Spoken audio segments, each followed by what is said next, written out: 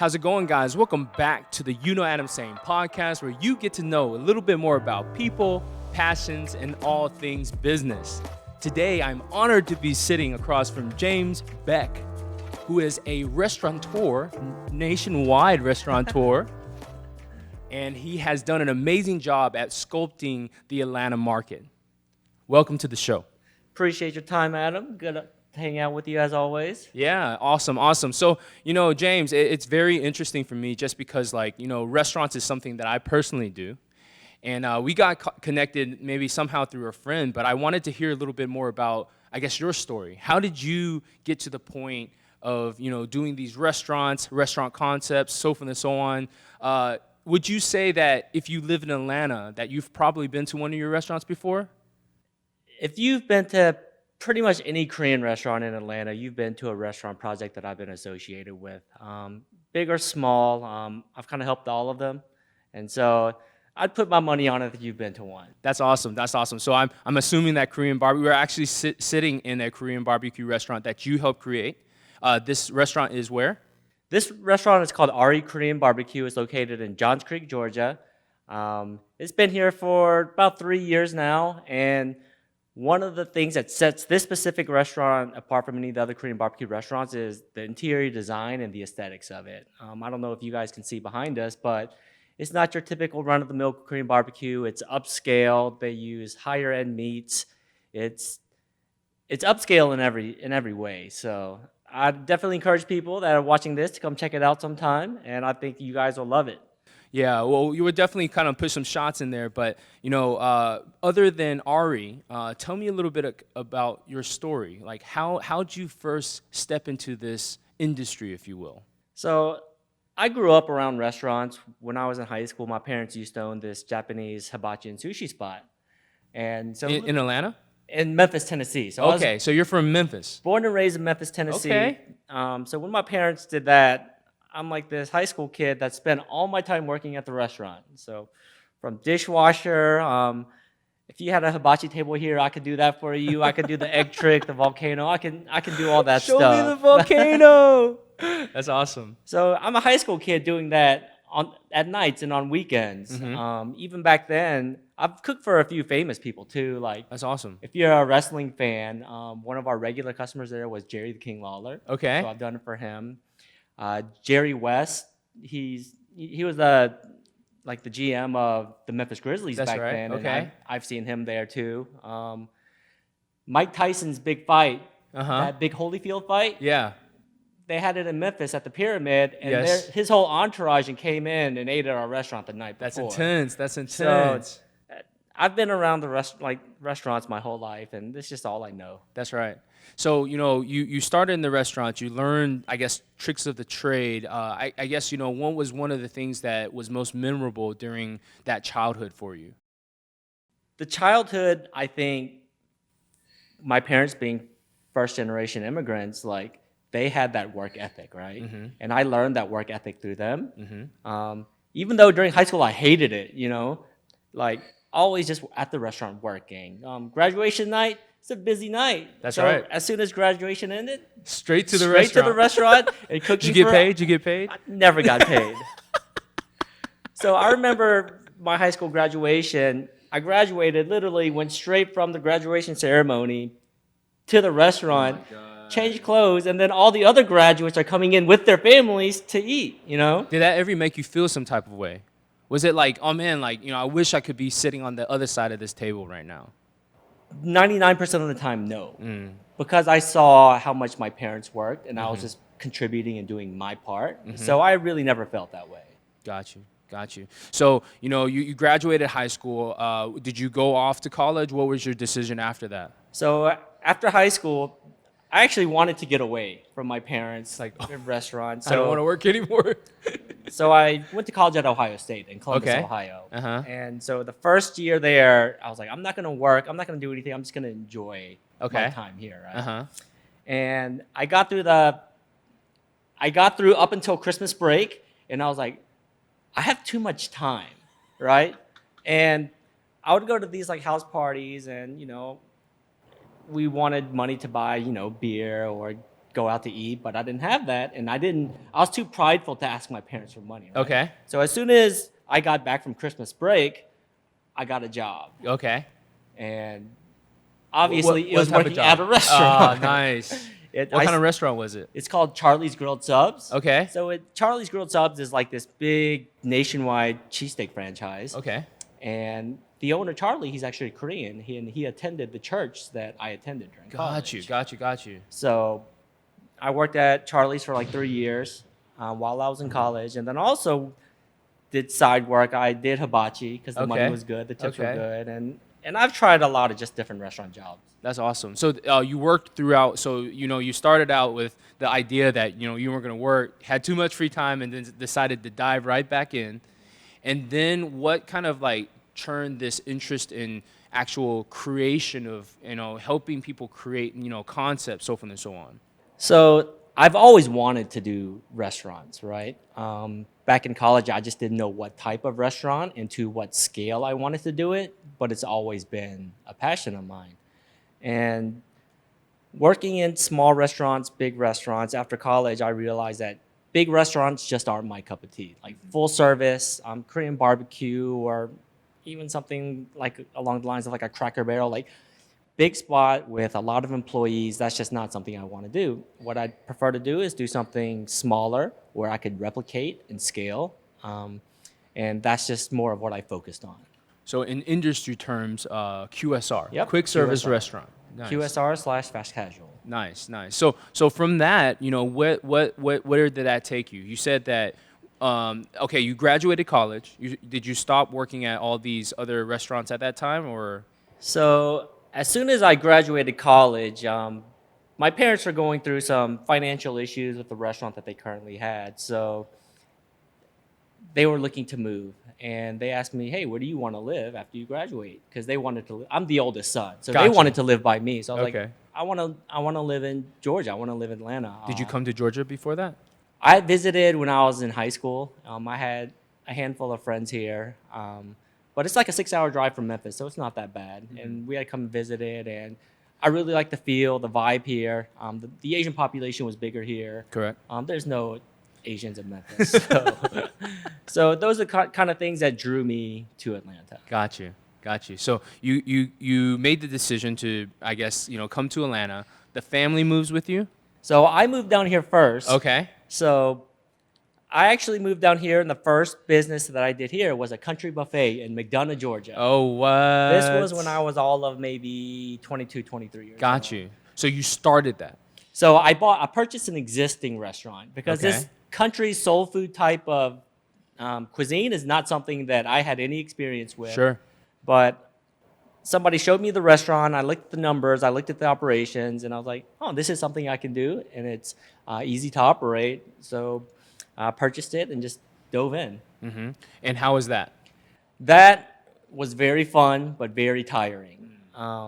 Probably that 22 to 25 years old period of my life was probably when I worked the absolute most. Yeah. How many hours? Let's talk like to give the audience maybe some idea of what it takes. 7 days a week, 5:30 a.m. to 10 p.m. Wow. And I was there all the time. Wow. And so I did that for 3 years. And so after having experienced that, I feel like now I can do anything. That's like right. I basically lived in that restaurant. Mm-hmm. And so what's funny about that is you would think that if you're working that much, you'd be physically tired, right? And I've talked to you about this before. So I'm married and I have 2 kids now, so that part of my life is gone. Okay. But I really enjoy nightlife, right? Sure. So during that period, like that restaurant, we would close at 10 p.m. at night. Okay. And I would make the 45-minute drive up to Atlanta. Okay. We'd go to the bars or clubs or whatever, stay out and party all night, Okay. leave Atlanta around 4:30 a.m., go home, shower, change, and then just go straight to the restaurant without sleeping. And I did that for a long, long time. And with that, it kind of tells about me as a person Sure. and my personality, where rather than like a physical tiredness of working, I have this like mental tiredness, right? Mm-hmm. So if you're at the restaurant all day, a lot of people would just go home and sleep after. But for me, that's like the worst thing. That means that when I go home, I close my eyes and I wake up, I'm just back at the restaurant again. So I need to be out and be doing something that's outside of the restaurant that is interactive and that can like stimulate my mind Sure. and make me forget about all those hours at the store. Sure. So that's interesting because some people can't handle that.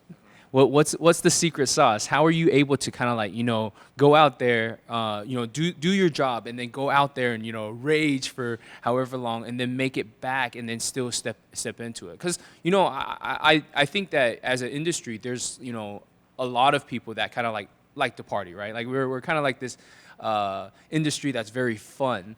However, at times it seems as if that starts to take over. How are you able to kind of like balance the two of them? So for me, it's what I call the escape, right? It's doing your daily grind, but what's your escape from that? I don't think that sleep can be your escape. For some people it could be, but for me it's not. So what is that escape? And having that escape, it kind of rejuvenates me and like revitalizes me. And my escape during that point in my life was going out. Nice. All right, so the 3 years pass. What happens next? So the 3 years pass, and if you've ever been to McDonough, Georgia, there's nothing there. And so Except traffic. Yeah. So much traffic. Was there traffic back in the day too? Yes, there was. That 75 point. traffic, it makes no sense whatsoever. At all. It's not like the highway gets larger or smaller. It's just always at that point. Anyways, there's traffic. Because when you drive down to Statesboro, you go down 75, right? Every single time. Or up. And I always get stuck at McDonough.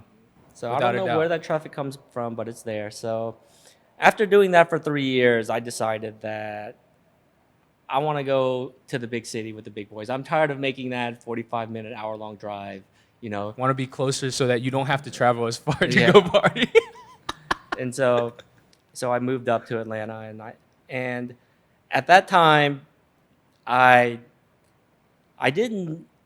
thought that I wanted to pivot out of restaurants. So I actually started studying for the LSAT because I temporarily thought that I wanted to go to law school. Okay. And so in Atlanta, there's all these different Korean bakeries, right? Sure. They're like Starbucks, but they just have there's the cafe portion and the bakery portion. So I'd go to this Korean bakery every day, sit there for like 7-8 hours and just study for the LSAT, right?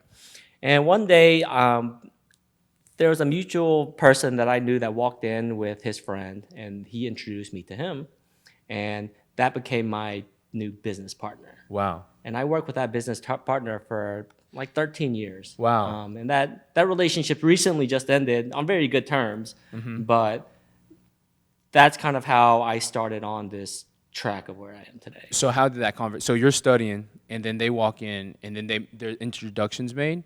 Introductions were made. He kind of explained to me what he did and kind of what he wanted to do. And what he currently did at that time was commercial real estate. So it's called tenant rep. So he would find locations for restaurant owners or people that wanted to get into the restaurant business, and he would find real estate locations for them so that they could open their business. And so that day that I met him, I immediately stopped studying for the LSAT. So like 2 months of studying down the drain that day, and I stopped studying and I started studying for my real estate license. What made that? What was so powerful within that conversation that was like, all right, this is what I want to do? It probably wasn't the conversation as much as when I was sitting there studying every day for the LSAT for 2 months. Like with anything, doubt creeps like down inside. You're like, once you fall down the hole, you're down there, right? Yeah. And I'm like, do I just stay down here? I chose this. Do I want to keep going? But that conversation with him, I'm like, okay, this is my out. This is the sign, So that day I stopped studying for the LSAT. I went out and signed up for a real estate license course, and I did that. That's 2 weeks awesome. later, I became licensed. That's awesome. From there, you are, did you know that you were going to be partners with that other person just right out the gate, or was that just like the beginning of that? That was just the beginning of that. I didn't know where that was going to lead, but I liked where I thought that it could head. And so how that went was I started doing all these real estate deals for these local restaurant owners, right? they would see a location that they liked, or they'd ask me, hey, James, I have this type of restaurant. Do you know a good spot where I could do this? So I started doing all these real estate locations for them, and they were just absolutely killing it, right? And for me, it came to the point of, I'm doing this work for these clients, but they're making all the money. They're Okay. making the big money. I'm making what I need to make, but they're making the big money. Sure. And so I was like, how do I change that? What do I need to do to change that? And so that's how I got into the development aspect of it. That's how I got into the design aspect of it. And eventually that's how I kind of came to build all these like turnkey restaurants for people. It was never my plan or intention from the beginning, but these needs kept on popping up, and that's how it just had the snowball effect to what I do today.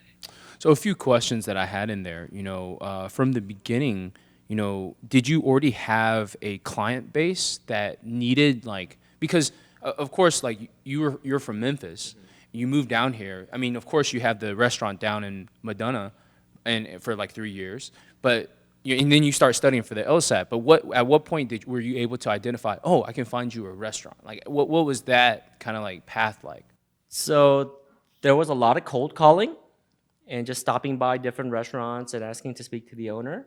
But there was just some where fate or things just happened. This specific restaurant, for example, right? The owner, Mr. Lee here, he had a big Korean bakery that was in Duluth, Georgia, right? And I would go to this Korean bakery every day and like do work, like on the computer. And one day he just came up to me and was like, hey, what do you do? Like, you're here every day on your computer. I see you working hard. Like, Yeah. what do you do? And so that's how I started that relationship with him. And 2 years later, he's like, hey, James, I want to do a Korean barbecue concept. And that's where we're sitting happened today. here. Awesome. So Awesome. it's, I think, a culmination of me just doing what I do, and even when I don't realize that other people are watching, that they are, and it makes them curious. That's right. And so I've developed a lot of relationships that way. So I mean, obviously, you found a ton of success in this strategy. When you're looking at property, because Atlanta's huge.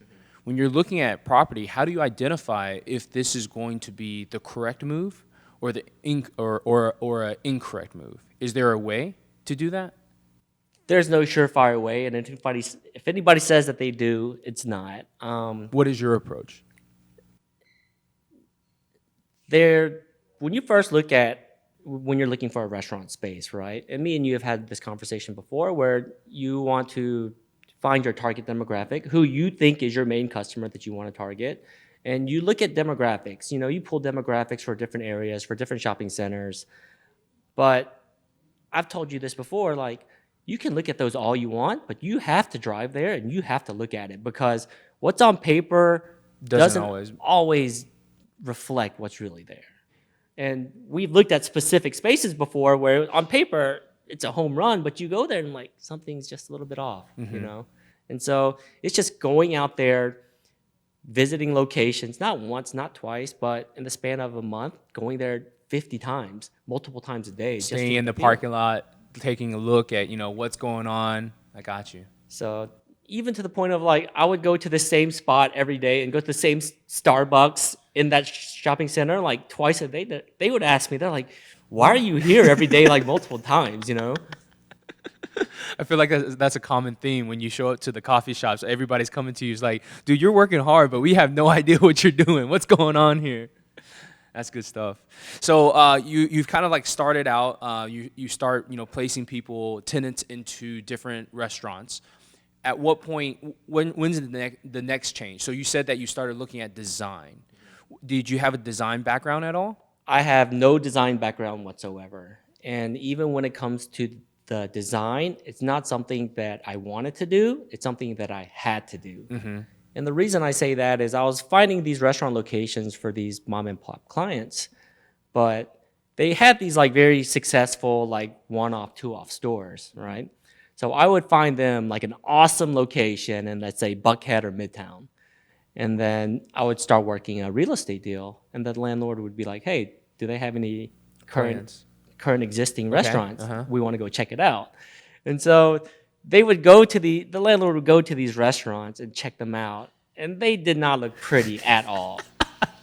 And so I wouldn't be able to get these deals done. Really? So they would say no. Yeah, they would say no, and then when they would say no, I'd push and prod them a little bit. Hey, why? What's the problem? Like, if it's something I can fix, I'll fix it. Sure. And they'll be like, like, to be honest, James, the aesthetics, like, it just doesn't look good. It's not something that we want in our center. That's I was interesting. like, okay. So from that moment on, I talked to my clients and be like, hey, this is the reason. How about when you do your next restaurant, I'll help you design it and make it look better, free of charge. Got you. And I started doing that. And when the restaurant started looking better, I was able to do more commercial real estate deals because the landlords liked how they looked. And so I never wanted to do it. I Sure. had to do it. No other choice. Forced to. So was it acceptable at that time? Let's talk about the deal that kind of like fell through because it didn't look the part. Was it acceptable to be able to offer plans, or they wanted to see kind of like the pre-existing facilities also reach that level? Well, the pre-existing were already there, so there's not much you can do. And Sure. people aren't going to dump money. But what I started doing from that point on was any new deals, I would incorporate the new design and the new look. And that way, over time, I would have a better portfolio to show the landlords. Got you. And then so the landlords would like what they saw, bring them in. So you now have kind of like infiltrated the the Buckhead Midtown market. Then what happens? So you've kind of like started. You're doing tons of restaurant and just as a number, rough number of the amount of restaurant projects that you've been a part of. How many would you say? Not exact count, but somewhere in the neighborhood, about 150. That's crazy. Within a time period of About 13, 14 years. 14 years. That's more than what? That's eight or nine a year? What? Yeah, so if you break it down like that, like if you just hear the number 150, Yeah. it seems big. Uh-huh. But because I've been doing this for 13, 14 years, like 8, 9 restaurants a year, it's manageable. I don't know. It's doable. Eight or nine restaurants a year still is a lot. That means that you have to be opening like consistent. How many projects do you usually have on the table at once? So on the table at once, there's somewhere between 1 to 3 at various stages going on. Because some restaurant projects, they're 3 months, some they're a year. So there's always something going on at different stages. Got you. And the different stages that are out there, I guess, how does one get started? Some people in the audience might be interested in starting a restaurant themselves. How would you guide them through that process? So it's funny because anytime new clients come to me, Uh-huh. the first question I ask them is, have you ever done a restaurant before? Okay. And then they'll say no. Okay. And I'll say, don't do it. Yeah, I'll buy you this cup of coffee, have this conversation with you, and you go home and you don't think about it again. Okay. And because I know what that life is like. And if you don't love it, Yeah. it's going to crush you. That's right. And that's why you see a lot of these, that's why the restaurant failure rate is so high, is people think owning a restaurant is like fun and cool, right? And there is that side to it, but it's a daily grind. It's a with ton of work. So much stuff going on with employees, food, rent, like so much stuff going on that people don't think about that side. And so I literally tell people, walk away. And so you get some of those crazies that like, no. I really want to do this. And what do you tell them? So the second round, what I say is, and this is something I've really said to people before, I'm like, hey, just write me a check for $50,000 today. Don't do this restaurant. And over time, I'm saving you $300,000. Okay. There's people that's rubbed really the wrong way, but I meant every word. And there's people that are more intrigued by me when I say that, because not a lot of people turn clients away. If somebody's Sure. willing to do a restaurant, most people are like, come on, bring it on, I'll do it. Yeah. But restaurant is a lifestyle and it's a livelihood, right? Most people that start with these small restaurants, they're pouring their literal life savings into this first restaurant. So if it doesn't do well, their future does not look good. And that's not something that I want on my conscience. And so I tell them, everything and talk them out of it. And if they still want to do it, I'm like, okay, maybe they have what it takes to grind it out and stick with it. Well, it's interesting that you say that because I think what I hear that you're doing is being extremely selective on who your clients actually are going to be, right? So you have one stage where you're like, hey, like, don't do this. The next stage is like, hey, no, you really don't want to do this. And finally, if they say, okay, well, we're in, then then you start the process. Yes. Got you. So I've had clients on both sides where after they did a restaurant with me, we have a honest conversation and they'll tell me, hey, I should have listened to you. And they regretted it. But sometimes you don't know whether you regret something or not until it's actually done. So for them, it's like an itch that they had and they scratched it and now they know, but it is what it is. That's right. So, from that, you've seen so many restaurants and you've been on the inside while, helping move these restaurants. What do you think is the determination of whether a restaurant will do well or not do well? So for me, I think there are 4 things. The first one is, and they all hold a little bit different weights, but the first one is location. The second one is the food. And the third one is management/service. And the fourth one is the one I hate saying because I don't want to give it any credit, but doing what I've done over this amount of time, I've learned that it's a real thing and it's there. And the fourth one is luck. And I hate saying that because with luck, you have no control over. It doesn't matter how hard you work or what you do or whether you're good at something or not. Sometimes it just works. That's right. And there's no rhyme or reason to it. And I've seen that happen so many times. I can't not include that anymore. That's right. But it actually pains me to say that. Yeah, and I feel that too. That's that luck word has often deterred me in conversations that we've had. But I mean, it's undeniable that it is an aspect of it. So going back to kind of like your journey. So, we've kind of like started opening a ton of restaurants. What's kind of the current move? Does that take us to current day with the 150 restaurants? So if I could go back and talk to my 25-year-old self, I would have done things very differently. Okay.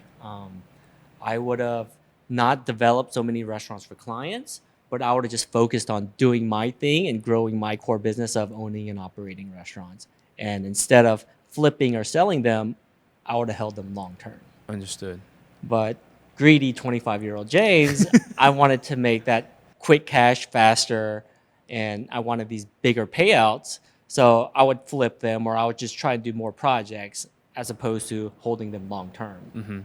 So in this current stage of your business, is the next move to kind of like hold on to, like create concepts to hold on to?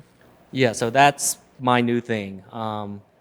Taking my own advice and going back to just doing these new concepts that I want to do and holding them and not selling them. So let's say up until this point in my career, I've done 150 restaurants. My new goal would be from now till when I retire, that'll probably only be maybe 40 or 50 more restaurants total. And that's best case scenario. Okay. But these restaurants are all going to be units that you are holding on to, correct?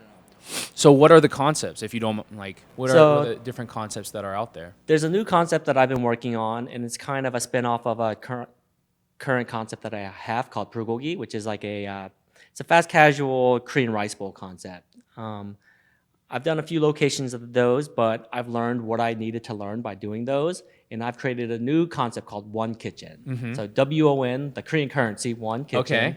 And it's gonna be a more traditional, authentic Korean rice bowl with high quality ingredients, probably focus a little bit more on non-GMO, Got you. organic chicken, stuff like that, because I think that that's kind of the wave of the future. Got you. So I have a lease signed for a food hall in Knoxville, Tennessee that'll launch in 2023. Okay. but I am currently looking for locations here in Atlanta. And in 2022, I'll probably do 2 locations. That's awesome. So, you make it sound so easy. Like, when you say like the 2 locations, it's kind of like just, oh, like, here you go. For you, I guess because you have done these many concepts, it feels a little bit smoother than most. But, how do you make that call of like, oh, I think I'm going to do 2? Like, how is that just something that you feel internally? So it's a time clock that I put on myself. Okay. But also in the restaurant game, there's so much competition. And if there is a concept that does well, copycats will pop up Immediately. everywhere. And if you're not on your game and if you don't do it fast enough, you might be the original, but the copycat's going to overtake you soon. So you have to be on your game. And it's almost like protecting what you have, For the clients that you do have, tell me about a time when it has become the most challenging for you on the business side. So from the business side, it's managing these projects. For this project, it's a $2 million project, right? And so from when we first start projects, I sit down with the owners and I tell them, hey, this is what I think that this project is going to cost. From my experience and having done all this, this is what it should cost. But there are always things that pop up. During construction, there might be something that we could not have known that was an issue, but after we dig up the ground, we see something that's there and we have to fix it. Well, in the business that I do, problems are only solved by money. There's no other way to solve these problems. So, and they're not cheap problems to solve. So you add $50,000 here, $100,000 here for these different unforeseen issues. It starts to add up. It starts to add up. And if you don't have the backup money to handle it, then your project's kind of doomed to start. Is that what you see kind of like often in the industry? Not often, but when it happens, it's bad. Just because I've done so many restaurants now, I know kind of the things I look for. So if it was an issue before, you can bet that next time that's the first thing I'm checking for. That's right. And so once you do all these, you kind of know all the things that you need to look for. But even then, you can't catch everything. It's just not possible. And so if you want to do restaurants, if somebody says that they have $500,000, right?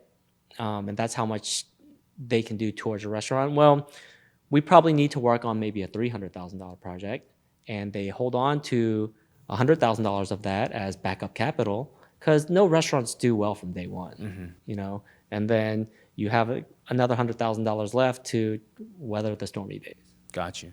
So it's to build in that cushion. Don't make it so tight. Changing directions now, one of the questions I have for you, because you are an industry leader, what do you think about the food scene that's happening in Atlanta right now?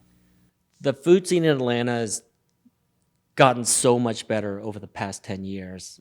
The speed in which Atlanta catches up and brings new trends on, I think that gap used to be like 4 or 5 years. So you would see something in LA or New York or bigger cities internationally, and we'd get it in Atlanta 4 or 5 years later. I agree with that. So basically, Atlanta would get it when that concept or new trend is already like dying or dead in these bigger cities. But now with social media, with the internet, and just the world becoming a smaller place, I think now we've gotten that gap down to probably about a year. Wow. So we get things pretty quickly now. Anything that's starting in Atlanta and spreading out yet? So for the listeners that don't know this, Atlanta is the chicken wing capital of the world. You will not go to anywhere else in the entire world where you see as many chicken wing restaurants that you do in Atlanta. And it used to be this big Atlanta thing, and it slowly spread through the Southeast, but now you see chicken wing spots opening up in LA. You'll see them in New York, Chicago. Like, that's one thing that we've been able to send out. Understood. And last year during the bubble for the playoffs, Lou Williams, he got in trouble for going to eat chicken wings at a strip club. Did he? Yeah. Okay. And his favorite is lemon pepper wings. And so they named this like these chicken wings, you know, after him. Uh-huh. But it's funny, like chicken wings is a huge thing. That's right. That's right. What do you see coming up next? Like, you know, trends or ideas or concepts that you think that, you know, have some steam to them? So I think, and this is what I'm focusing all my time on now, are Korean concepts. I think Korean is the next. It's already started, but it's the next big thing. With the popularity of like BTS these days, like Sure.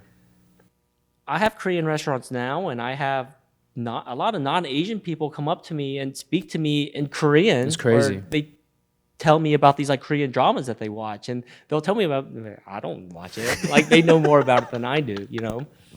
And something that just happened recently that really told me that Korean food and Korea as a country is going to be on the map is when PBGO they did a $100 million sponsorship deal with the LA Lakers. Oh, wow. So on the LA Lakers jersey, there's a Korean food company's Wow, that's logo crazy. on their jersey. So That's I'm crazy. like, okay, I see that, and I'm riding that wave because I'm not the one paying $100 million, but I'll ride the wave that's creating. That's right.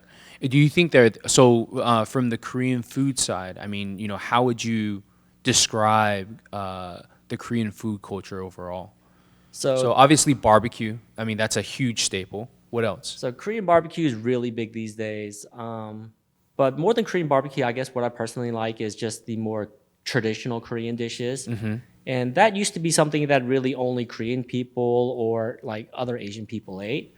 But now when you go to these Korean restaurants, even the traditional ones, you see that demographic of very mixed people. Like people these days are more willing to try new things.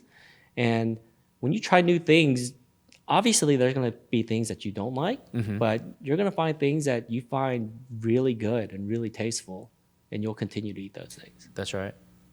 So, you know, we have one kitchen to look forward to. What is on the horizon for Mr. James Baek? So right now, my biggest internal battle right now is, so I have a 2-year-old and a 3-year-old daughter. So Emma and Pumi, right? So I love opening these new restaurants and doing these new concepts. But after having kids, I want to spend time with them. So literally, it's like an everyday struggle of, I want to work more, but I want to spend time with them. So I'm still in the process of figuring out what that right balance is for me. Sure.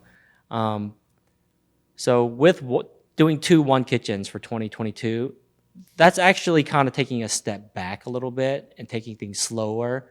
If I really tried, I could probably maybe push out 4 to 6. But that would take up all my time. So take it a little bit slow and trying to figure out That work-life balance, right? How do you do it? So, I mean, obviously you like spending time with the kids, and you obviously love what you do. You know, does it ever come to a point where you're like, okay, stop working, spend time with family? Or is it kind of like this blend that kind of like transitions back and forth? Maybe you crack open your laptop at home, or what does that look like? So every day it's something different and something new. So my day-to-day schedule is kind of crazy and hectic. Like I couldn't really tell you today what I'm going to do tomorrow because I get just like these random phone calls that I have to take these meetings with. So it's finding the time today to do what I need to do today and then spending that extra time with my kids. Or there are days where I'm like, okay, I've been really busy these past 3 days. I need to take today and just put everything off and spend it with them. Got you. You know, just as a final question, words of advice, you know, for the budding restaurateur out there. What would you say to them if you had, you know, one thing to let them know? So one of my not even new, but one of my things this year that I've really been focusing on for me personally, and it's this phrase of do what you say you are. So if you say you're a runner and you don't run, are you really a runner? No. if you say you're a hustler, you're a grinder, but you're not hustling and grinding on an everyday basis, that's what you say you are, but that's not who you are. And what made me think of that is just through my faith, right? Through my Christian faith, I say that I'm a Christian, but am I doing the things that a Christian would do? And sadly, the answer at that time was no. So that's a focus that I've been really thinking about this year. I think that's advice is not only for restaurateurs, but I guess people in general, right? I think we live in a culture where it's very much, people can. It's so easy to say that you are something, but it's not so easy for you to actually do those things. In fact, one of the things that I typically do is I don't actually try to put a label on myself. I wait for other people to call me something before I actually use that, right? And I think that that's a huge thing. But yeah, man, I'm so excited for the future. I think that you have this wealth of knowledge and experience to be able to kind of execute on your dreams now, and just very inspired by everything that you've been able to do. And I'm looking forward to everything that you do moving forward. So if I could plug one thing at the very end. Please. So me and you have been talking about me starting a podcast or a vlog for a long time now, and I've been putting it off. So I've been working on it a little bit, but now that I'm going to verbalize it to you and also to the audience, I have to do it now. Love it. So if everybody could just be on the new lookout, I'm going to start a podcast. It's called Restaurant Appa. Okay. So Appa is dad in Korean. So it's the two things that take up the most time in my life, doing restaurants and being a dad, but it's also the two things that are on the total opposite extremes of what I know. Yeah. So the thing I know most about in life is doing restaurants. The thing I know least about in life is being a dad, being an appa. So this podcast will be focused on the aspects of both. Awesome. Go check it out. Follow James Baek. How about any sort of contact information? Do you have Instagram? So Instagram, you can look me up on Restaurant Appa. So restaurant, then Appa, A-P-P-A. Or if anybody's interested or has any questions about opening a restaurant, you can email me at restaurantappa@gmail.com. Awesome branding. Super excited to see it. All right, man. Cool, man. Appreciate it.